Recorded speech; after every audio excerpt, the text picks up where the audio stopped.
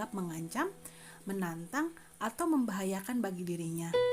Perubahan yang terjadi pada individu ternyata bisa juga loh teman-teman menyebabkan seseorang mengalami stres.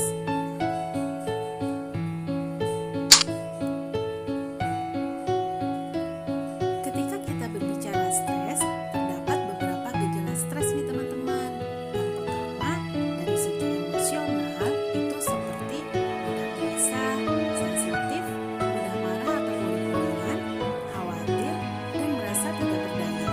Kemudian, dari sisi kognitif, diantaranya seperti susah berkonsentrasi, mudah lupa, pikiran kacau, dan daya ingat menurun.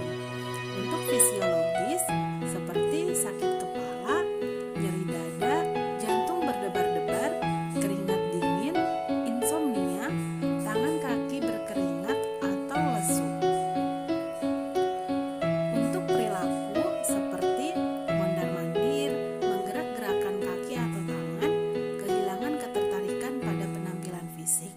Tingkat stres seseorang itu akan berbeda dengan orang lainnya. Jadi, hal itu akan tergantung pada individunya tersebut dan sumber stres yang dialami.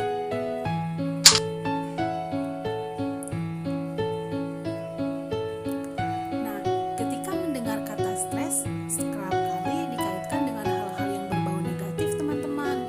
Sehingga muncul pertanyaan, apakah memang benar stres itu selalu negatif dampaknya terhadap individu?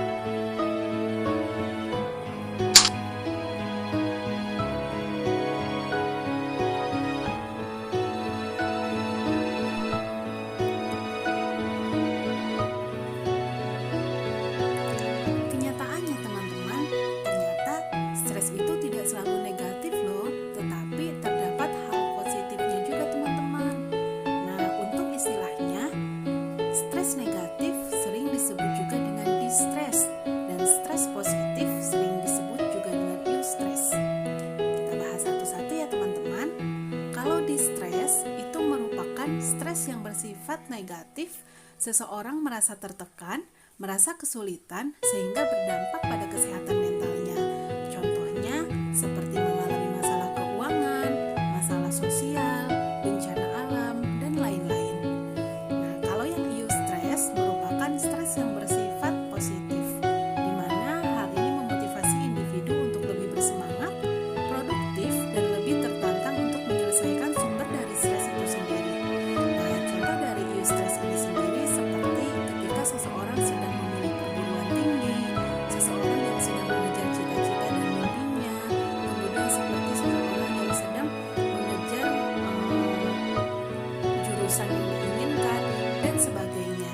Jadi, kalau eustress itu tidak menimbulkan efek negatif pada individu, tetapi justru menimbulkan hal positif pada individu dan memotivasi individu itu sendiri untuk menyelesaikan sumber stres yang dialaminya.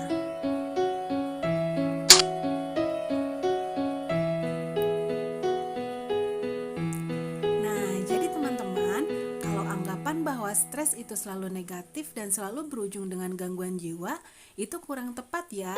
Karena apabila sumber stres dalam kapasitas yang cukup dan sebanding dengan kemampuan yang kita miliki, maka stres akan berdampak positif bagi individu atau bagi kita sendiri. Lalu, bagaimana ya cara mengatasi stres yang dialami? Untuk mengatasi stres yang dialami, terutama untuk mengatasi distress, yaitu yang pertama, teman-teman kenali sumber atau pemicu stres yang dialami. Apa sih yang menyebabkan kita mengalami stres? Setelah kita mengetahui apa yang menjadi sumber pemicu stres, tentunya kita akan mampu untuk menerapkan strategi selanjutnya. Kemudian yang kedua, teman-teman bisa melakukan kegiatan positif yang disukai teman-teman, seperti ada membaca, kemudian memasak, traveling, mendengarkan musik, menonton film, atau apapun kegiatan positif yang disukai oleh teman-teman sendiri. Selanjutnya, teman-teman juga bisa melakukan latihan relaksasi, kemudian berpikir positif, kemudian istirahat yang cukup, bergerak dan olahraga secara rutin, dan mengonsumsi